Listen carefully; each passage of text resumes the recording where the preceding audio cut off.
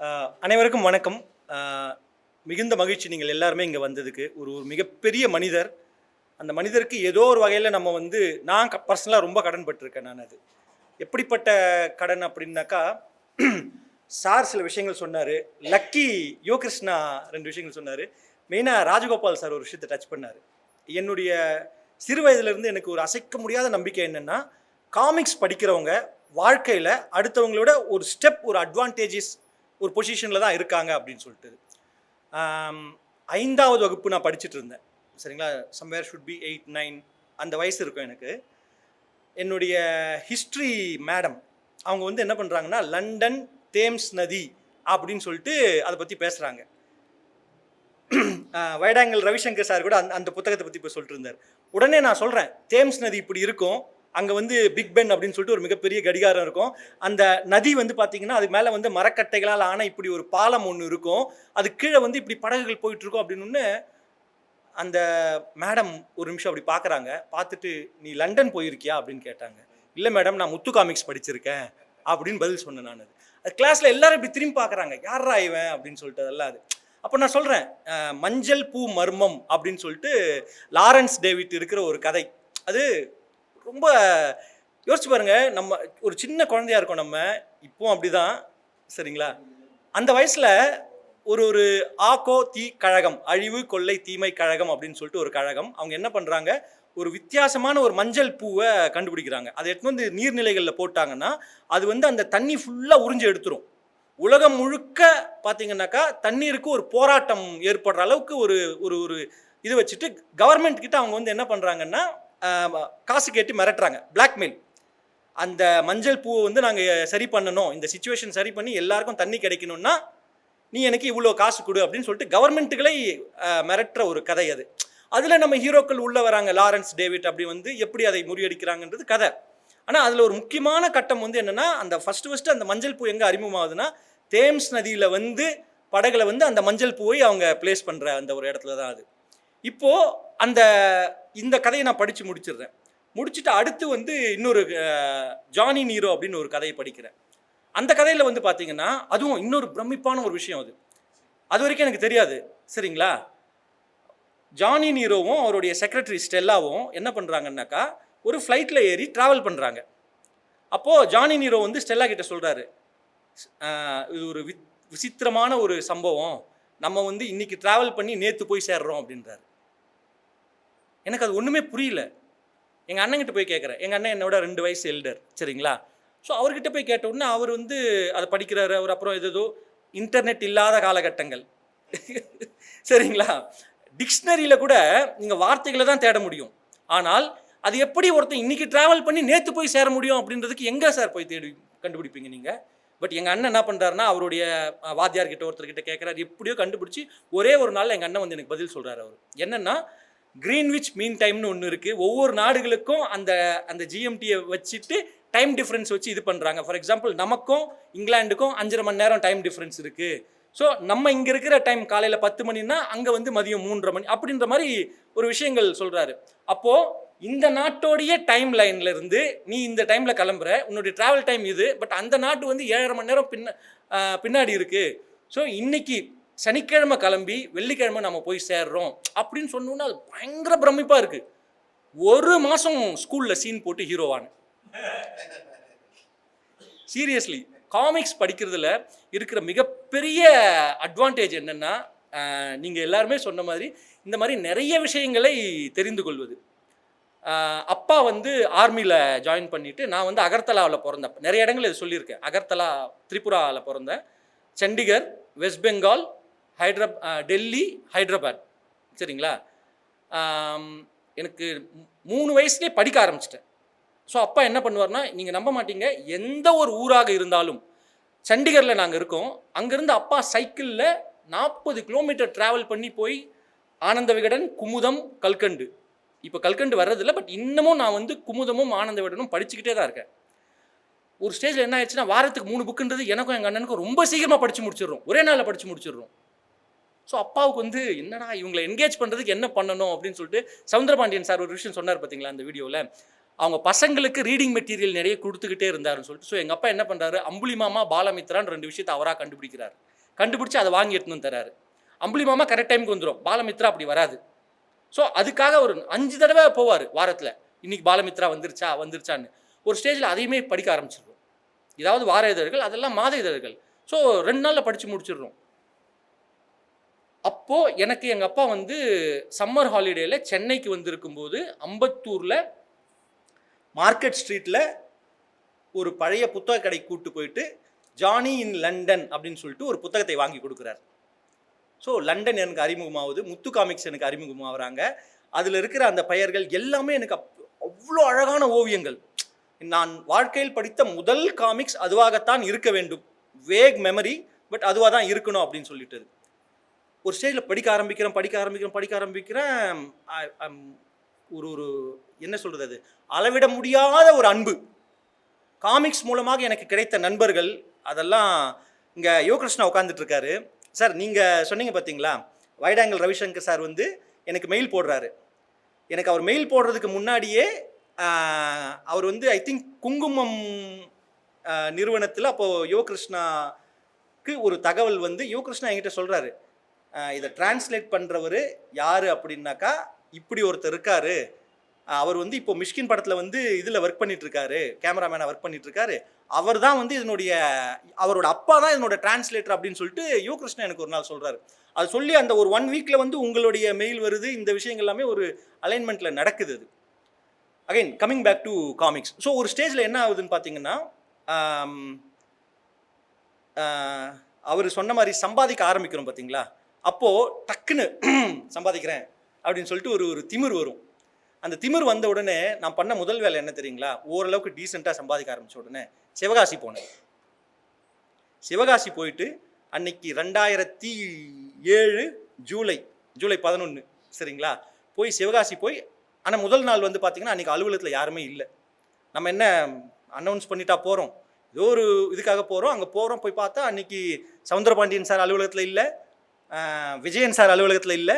But அவருடைய brother Prakash வந்து அன்றைக்கி அலுவலகத்தில் இருந்தார். அன்றைக்கி மீட் பண்ணுறேன். என்னுடைய விசிட்டிங் கார்டு ஒன்று இருந்தது, அதை கொடுத்துட்டு வரேன் நான். அது நீங்கள் நம்ப மாட்டீங்க, ஒரு 3 நாள் கழிச்சு எனக்கு ஒரு கால் வருது, ஸோ இப்படி பேசுகிறோம் அப்படின்னு சொல்லிட்டுலாம். அது அன்னைக்கு ஆரம்பிச்சதுங்க அந்த ஒரு லவ், அந்த ஃபேமிலி கூட இருக்கிற அந்த ஒரு லவ் அன்றைக்கி ஆரம்பிச்சது. அது அதுலேருந்து நீங்கள் பார்த்தீங்கன்னாக்கா இந்த கிறிஸ்மஸ் வீக்கெண்டுன்னு ஒன்று இருக்கும் பார்த்தீங்களா, அந்த கிறிஸ்மஸ் வீக்கெண்டு ஒவ்வொரு வருடமும் ஜான்வரி 1 அன்னைக்கு நான் வந்து ட்ராவலில் தான் இருப்பேன். 2008 2015 16 வரைக்கும் Christmas weekend, particularly new year அன்னைக்கு நான் வந்து சிவகாசி, மதுரை, சென்னை ட்ராவலில் தான் இருந்திருக்கேன். நான் ஒவ்வொரு வருடமும் இது வரைக்கும் நான் வந்து ஒரு 40 தடவை சிவகாசிக்கு போயிருப்பேன். அலுவலக காரணங்கள் எதுவுமே கிடையாது, பர்சனலாக போய் அங்கே போய் அவரை மீட் பண்ணி பேசணும் அப்படின்றது தான். இப்போது அடுத்த ஒரு கேள்வி வரும். அது இப்போது நான் குமுதம் படிக்கிறேன், எனக்கு வந்து போய் எஸ்ஏபியை மீட் பண்ணணும்னு இது வரைக்கும் தோணலை. அவரை நான் குறைவாக சொல்லவில்லை, பட் தோணலை. ராணி காமிக்ஸ் படிச்சிருக்கேன், அஃப்கோர்ஸ் ராமஜெயம் சாரை தேடினேன், பட் ஆமாசாமி அதுக்கப்புறமா தேடி பிடிச்சிட்டேன். ஆனால் இந்த லயன் காமிக்ஸ் மேலே இருக்கிற ஒரு மரியாதையும் முத்து காமிக்ஸ் மேலே இருக்கிற ஒரு காதலும் என்னை வந்து அங்கே போய் தேடி போய் யார் இந்த மனிதர்னு பார்க்க தோண உடனே முத்து காமிக்ஸ் மேலே இருந்த மரியாதையும் அன்பும் மதிப்பும் அப்படியே குறையுது. சவுந்தரபாண்டியன் அப்படின்ற ஒரு மகத்தான மனிதர் மேலே இருக்கிற அன்பு அப்படியே சினிமாவில் வந்து நம்ம இந்த கிருஷ்ணர் வந்து அப்படியே இதுவாக ஒரு பார்த்தீங்களா நீங்கள், அதெல்லாம் அது ஒரு மேக்னிஃபை பண்ணி காட்டுவாங்க, அவர் வானளவை நிற்கிறாருன்னு சொல்லிட்டு விஸ்வரூபம் எடுக்கிற இதுன்னு சொல்லிட்டு, அந்த மாதிரி என்னுடைய கண்ணில் இவர் தெரிய ஆரம்பிக்கிறார். அவர்லாம் அவ்வளோ அன்பு, நிறைய விஷயங்கள் அவர் பகிர்ந்துக்கிறார் அவர். ஆனால் அவருடைய சாதனைகள்னு ஒன்று இருக்குது, அந்த சாதனைகளை எங்கேயுமே அவர் பேச மாட்டார். ஜஸ்ட் லைக் தட் நடந்துருச்சுங்க, அது அவ்வளோதான் அப்படின்ற மாதிரி. தன்னடக்கம் அப்படின்றது அந்த ஒரு வார்த்தை அவரோட டிக்ஷனரியிலே இல்லை. ஏன்னா அவர்கிட்ட வந்து அதை பற்றியான ஒரு முன்னெடுப்பை அவர் செய்யவே இல்லை. எதுவாக இருந்தாலும் நீங்களே பார்த்தீங்க அந்த வீடியோவில் அவர் என்ன சொல்கிறாருன்னா, விளம்பரம்ன்றது எனக்கு ஒன்று தேவையே இல்லை, என்னுடைய கனவை நான் செஞ்சிட்ருக்கேன் நான் அது, ஸோ அதில் யார் எவ்வளோ பேர் வாங்கினாலும் எனக்கு போதும் அப்படின்றார் அவர். அமர் சித்திர கதா இன்னைக்கு இந்தியாவில் நம்பர் 1 காமிக்ஸ் பிராண்ட் சரிங்களா. அதனுடைய முதல் 20 இதழ்கள் இங்கே தான் அச்சிடப்பட்டது. கோவிந்த் மிர்ச்சந்தானி அப்படின்றவர் வந்து இந்தியா புக் ஹவுஸ் அப்படின்ற ஒரு கம்பெனியில் இருக்கார். அவர் இந்த எம்ஜிஆர் காமிக்ஸ், ஸ்ரீ வெங்கடேச பெருமான் மகாத்மியம் இந்த போன்ற கலர் காமிக்ஸ்கள் எல்லாம் யாருப்பா போடுறதுன்னு தேடி கண்டுபிடிச்சி இவரை மீட் பண்ணி இவர்கிட்ட வந்து பேசி அதன் மூலமாக அவர் வந்து அமர் சித்திர கதாவுடைய முதல் 10 எடிஷன். நிறைய பேருக்கு என்ன தோணும்னா அமர் சித்திர கதா வந்து இந்திய வரலாற்று கதைகளை தான் பப்ளிஷ் பண்ணாங்கன்னு. இல்லை, லக்கி நீங்கள் சொன்னீங்கன்னு நினைக்கிறேன் நான்லாம். அது முதல் 10 கதைகள் அமர் சித்ரா வந்து பார்த்தீங்கன்னா கிளாசிக்ஸ் இல்லஸ்ட்ரேட்டடோட கதைகளை தான் வந்து அவங்க டிரான்ஸ்லேட் பண்ணி போட்டுட்டு இருந்தாங்க. அதுக்கப்புறமா தான் 11வது கதையாக வந்த கிருஷ்ணர் தான் அவங்களுடைய ஆக்சுவல் நம்பர் 1 அப்படின்னு அவங்க இப்போ நம்பரிங் பண்ணியிருக்காங்க. அந்த முதல் 20 இதழ்களை பிரிண்ட் பண்ணி கொடுத்தது வந்து சவுந்தரபாண்டியன் சார் தான். அது சவுந்தரபாண்டியன் சார் அப்படி ஒரு விஷயத்தை பண்ணியிருக்கார். அது மட்டும் கிடையாது, அது கோவிந்த் மிர்ச்சந்தானி அவர் சொந்தமாக இனிமேல் நம்மளே ஒரு பிரிண்டிங் இது பண்ணுவோம், ஏன்னா இங்கேருந்து எனக்கு பிரிண்ட் பண்ணி லாஜிஸ்டிக்ஸ் இஷ்யூ வருதுன்னு சொன்ன உடனே அவருடைய மேனேஜரை சிவகாசிக்கு அனுப்புகிறாரு. யோசித்து பார்த்துக்கொள்ளுங்க நண்பர்களே, இந்தியாவின் வணிக தலைநகரத்தில், இந்தியாவின் தலைநகர் டெல்லியில், மும்பையில் இயங்கிக் கொண்டிருக்கும் இந்தியாவின் மிக பிரபலமான ஒரு நிறுவனம் கலரில் அவர்கள் புத்தகங்களை அச்சிடுவதற்காக ட்ரைனிங் எடுத்துக்கொள்வதற்கு சிவகாசியில் இருக்கும் இவரிடம் அனுப்பி வைக்கிறார்கள் என்றால் எப்படிப்பட்ட ஒரு அட்வான்ஸ்டு நாலேஜ் இவருக்கு அந்த அச்சுத்துறையில் இருந்திருக்க வேண்டும்.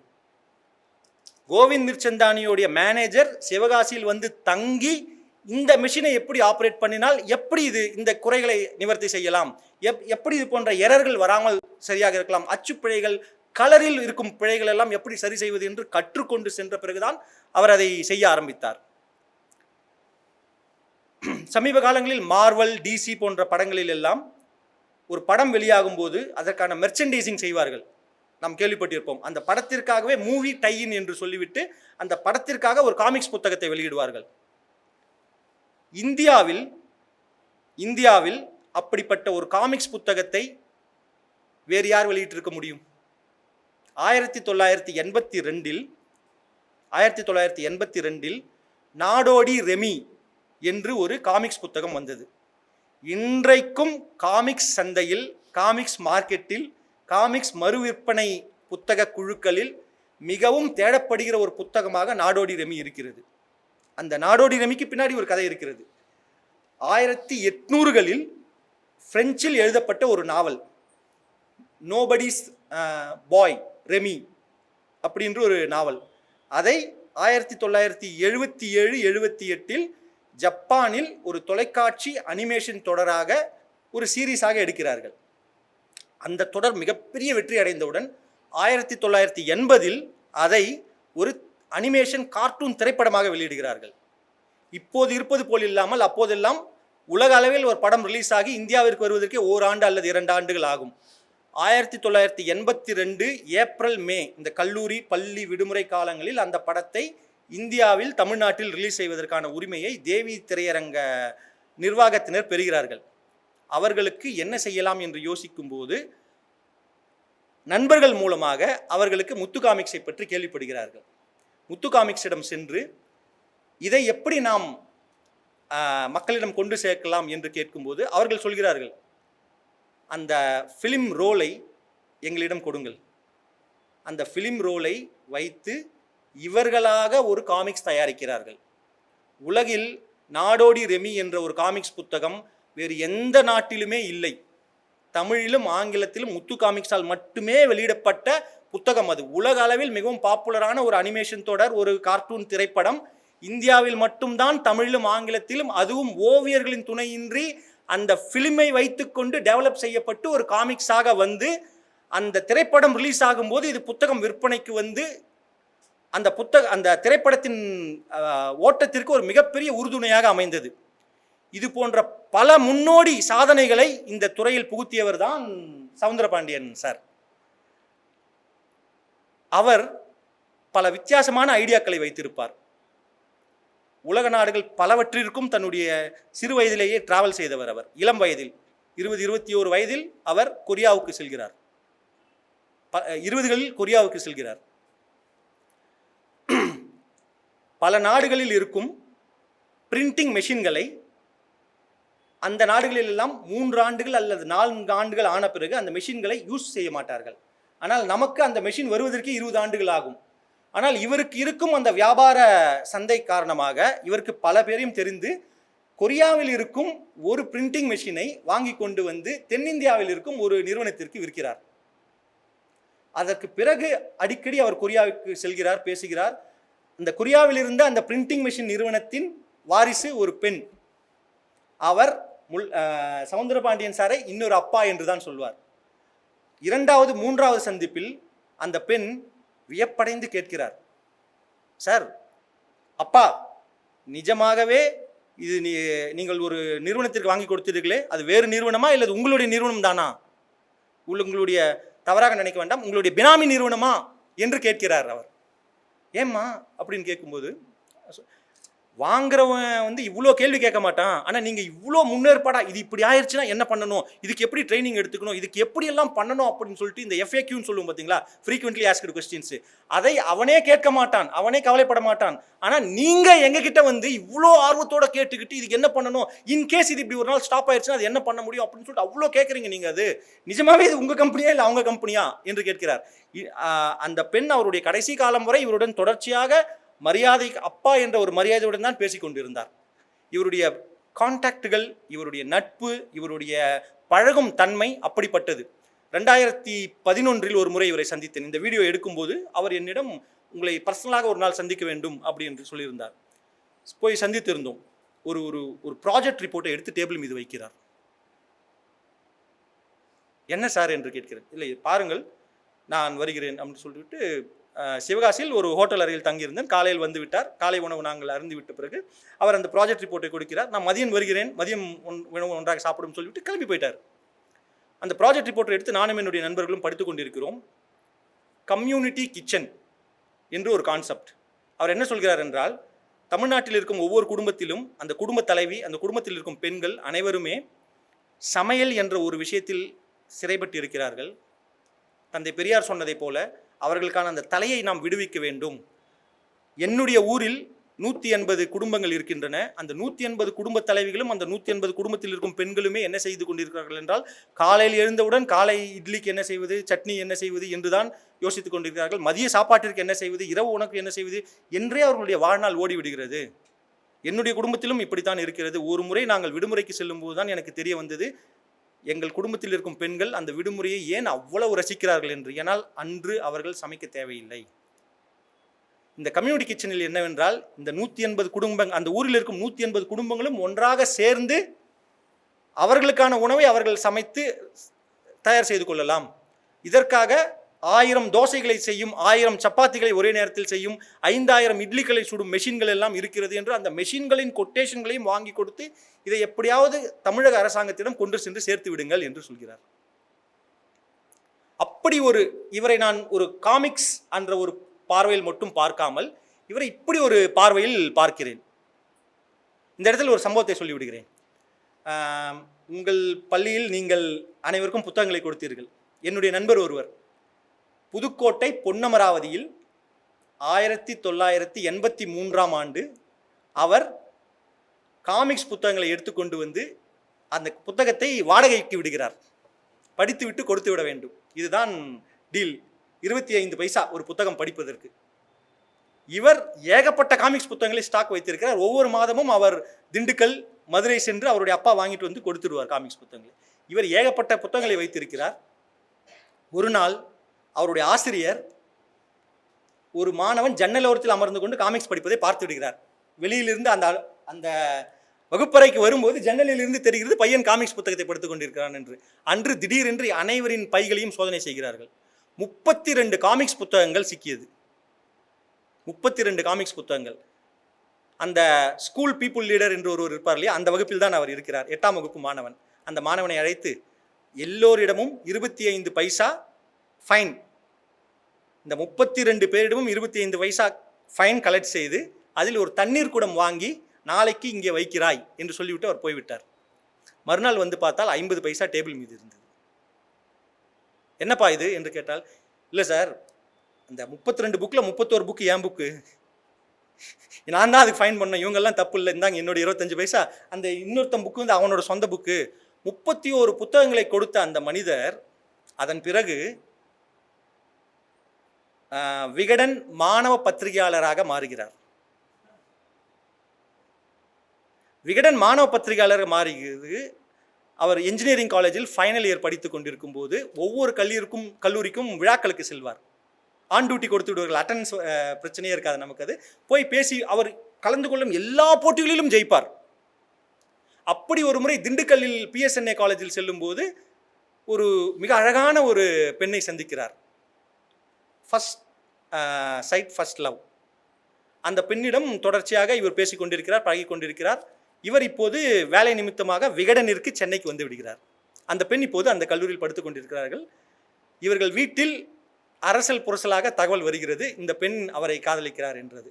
கல்யாணத்திற்கு ஏற்பாடு செய்யும் போது இவர் ஒரு காதல் கடிதம் எழுதுகிறார். அந்த காதல் கடிதத்தை நான் படித்திருக்கிறேன்.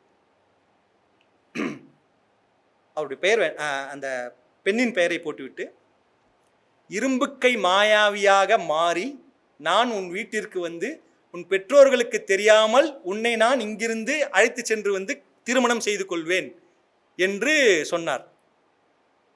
அப்படித்தான் நடந்தது. விகடன் பதிப்பாசிரியர் தான் அவர்களுக்கு திருமணம் செய்து வைத்தார்.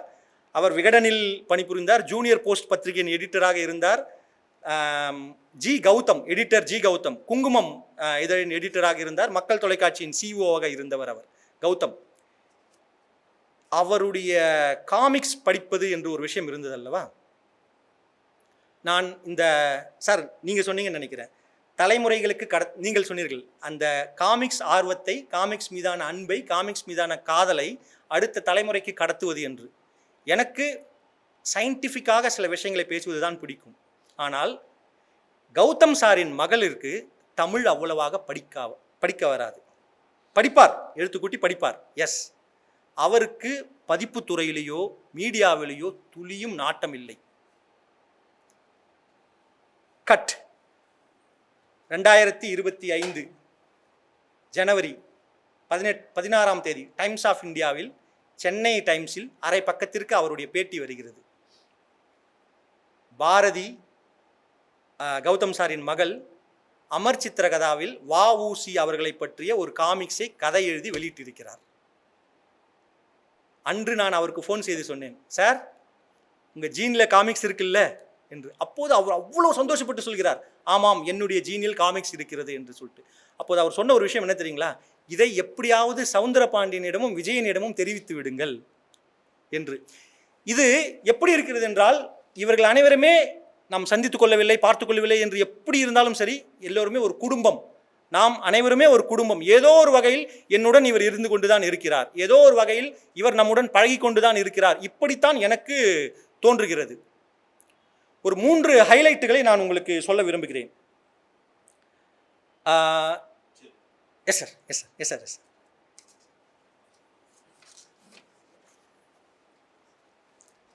தமிழில் முதலில் காமிக்ஸிற்கென்று பத்திரிகைகள் வந்ததில்லை.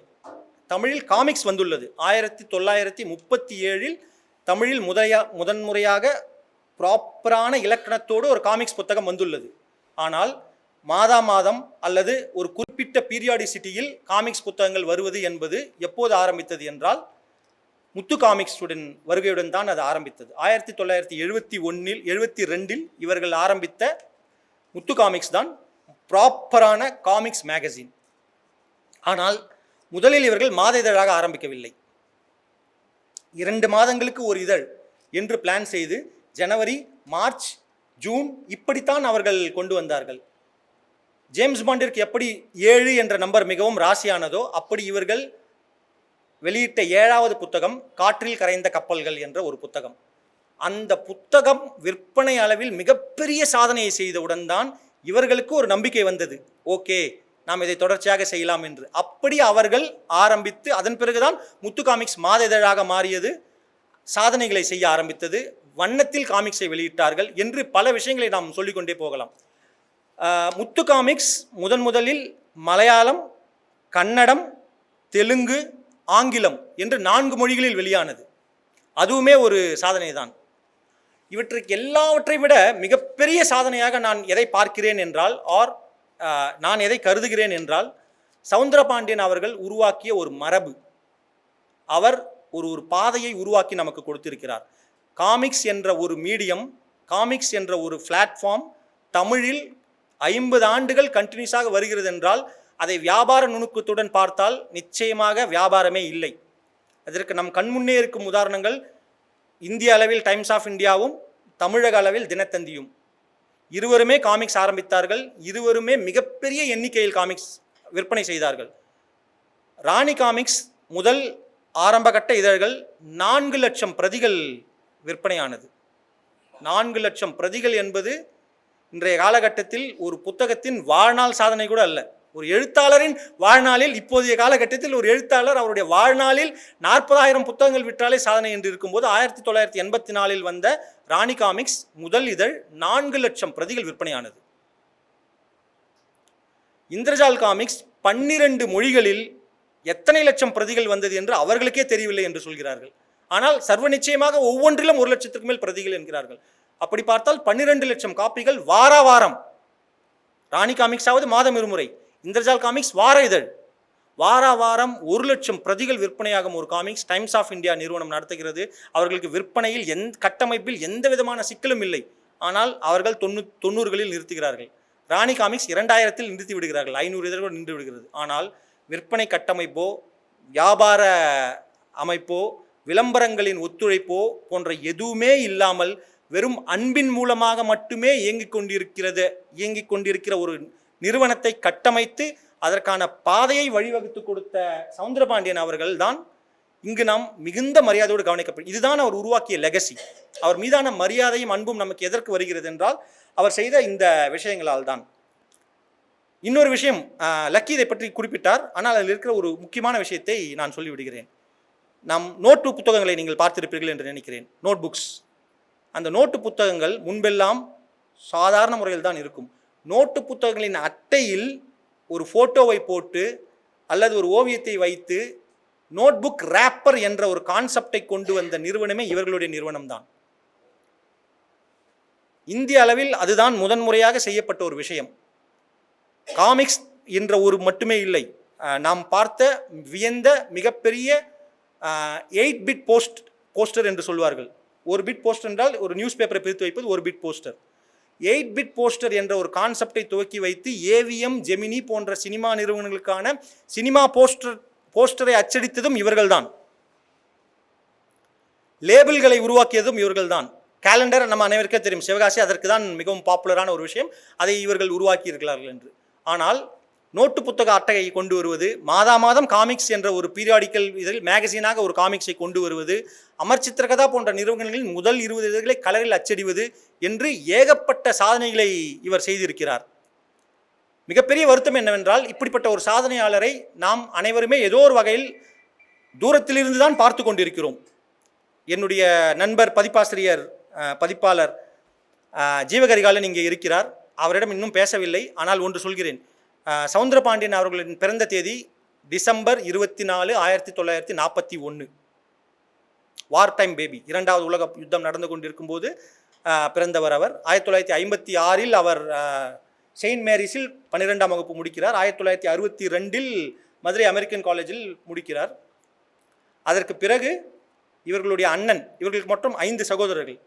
நான் அதை RATSG என்று ஞாபகம் வச்சுக்குவேன். ராஜேந்திரன் முதல் சகோதரர். அவர்தான் ஆறுமுகம் லித்தோ பிரஸ் என்று வைத்திருந்தார் 1953. 1963 சகோதரர்கள் எல்லாம் ஒன்றாக சேர்ந்து சேகர் லித்தோ பிரஸ் என்று ஒன்று ஆரம்பிக்கிறார்கள். அந்த சேகர் லித்தோ பிரஸில் ஒரு கிரேவியார் என்ற கலரில் அச்சிடும் ஒரு இயந்திரத்தையும், மிக அப்போதுதான் மார்க்கெட்டில் வந்திருக்கிற ஒரு இயந்திரத்தையும் வாங்குவது என்று இவர்கள் திட்டமிடுகிறார்கள். அந்த இயந்திரம் தமிழ்நாட்டில் அப்போது அம்புலிமாமா நிறுவன டால்டன் பிரஸிடம் மட்டும்தான் இருக்கிறது. அதை வாங்க வரும்போது அவர் என்ன சொல்கிறார் என்றால், இதை 10 அப்படியே இதை விற்பனை செய்து முடியாது, 10 மாதம் நீங்கள் இதில் ட்ரைனிங் எடுத்தால் தான் கொடுப்போம் என்று சொல்கிறார்கள்.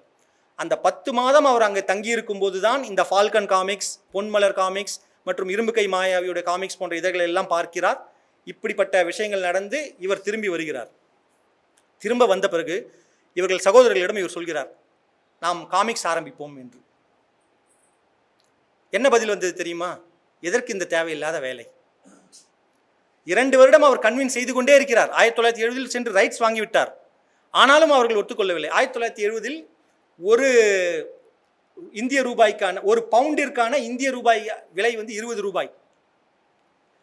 ஸோ அங்கே லண்டனில் இருக்கிற ஃப்ளீட்வே நிறுவனம், அது ஒரு இன்ட்ரெஸ்டிங்கான ஸ்டோரி. இவர் அங்கே போயிட்டு லக்கி இதை பற்றி சொன்னார், நீங்களும் அந்த வீடியோவில் இதை பற்றி பார்த்துருப்பீர்கள்.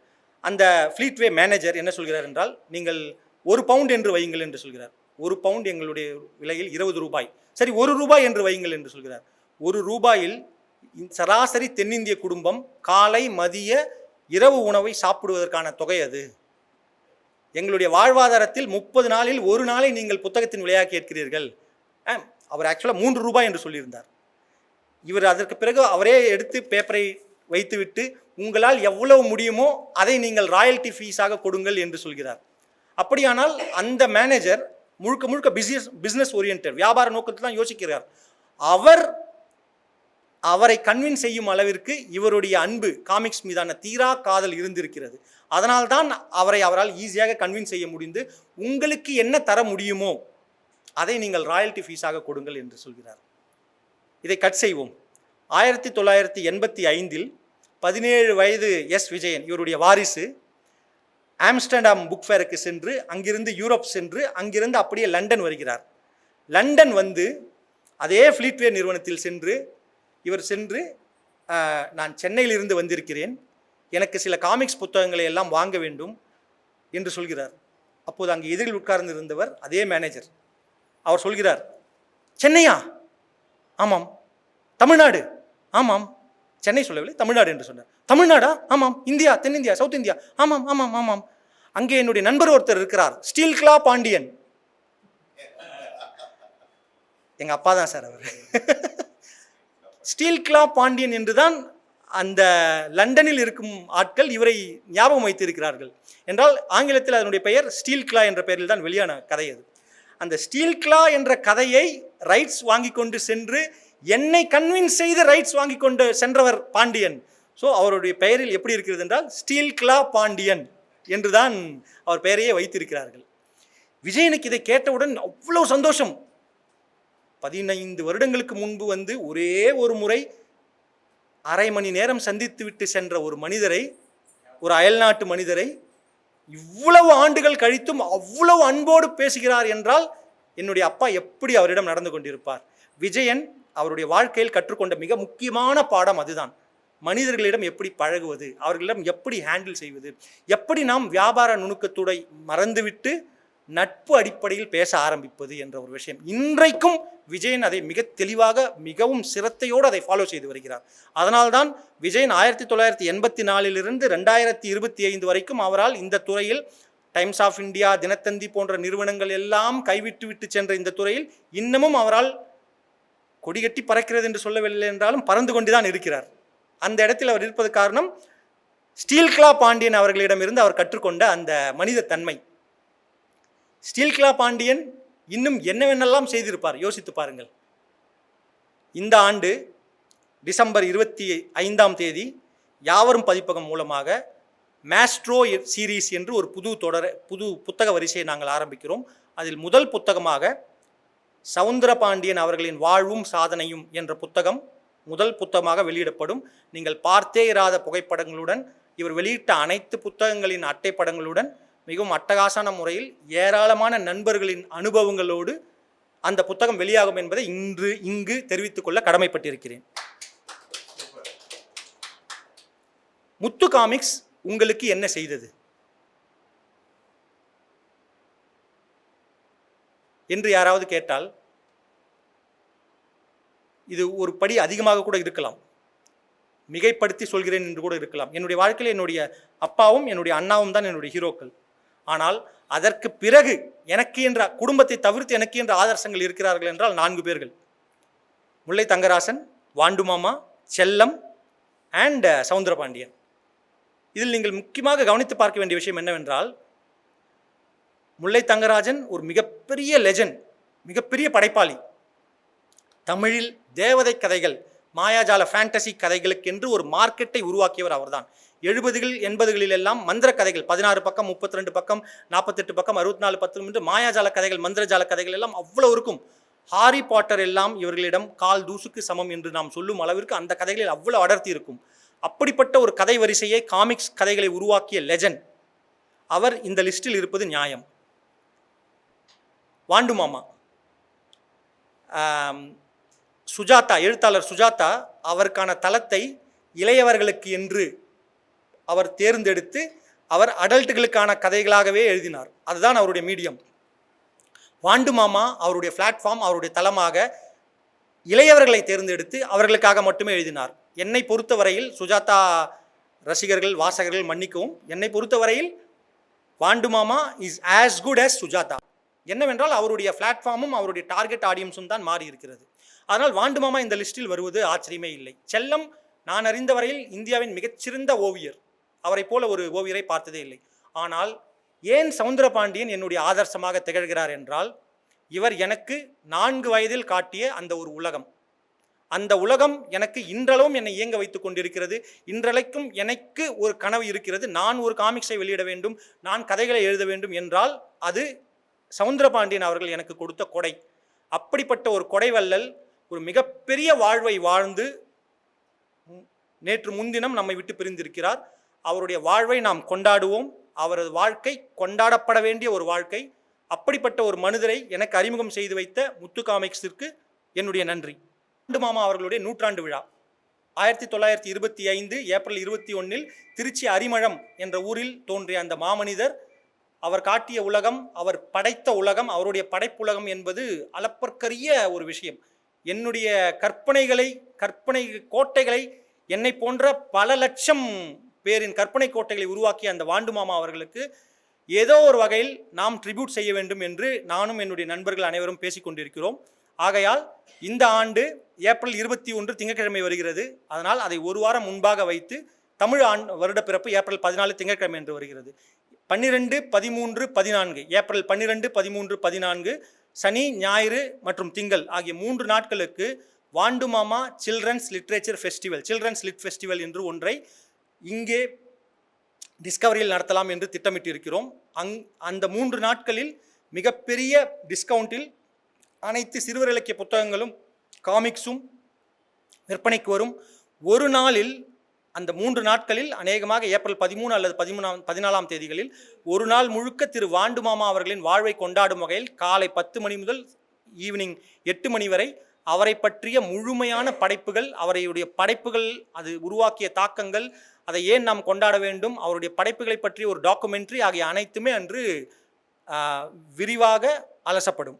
ஆகையால் உங்கள் கேலண்டரை குறித்து வைத்துக் கொள்ளுங்கள். ஏப்ரல் 12, 13, 14 டிஸ்கவரி புக் பேலஸ் வாண்டு மாமா அவர்களின் 100ஆண்டு விழாவை கொண்டாடும் வகையில் நாம் வாண்டு மாமா சில்ட்ரன்ஸ் லிட் ஃபெஸ்டிவல் ஒன்றை இங்கே டிஸ்கவரியில் ஏப்ரல் 12, 13, 14 தேதியில் நடத்த இருக்கிறோம். உங்கள் அன்பும் ஆதரவும் தேவை.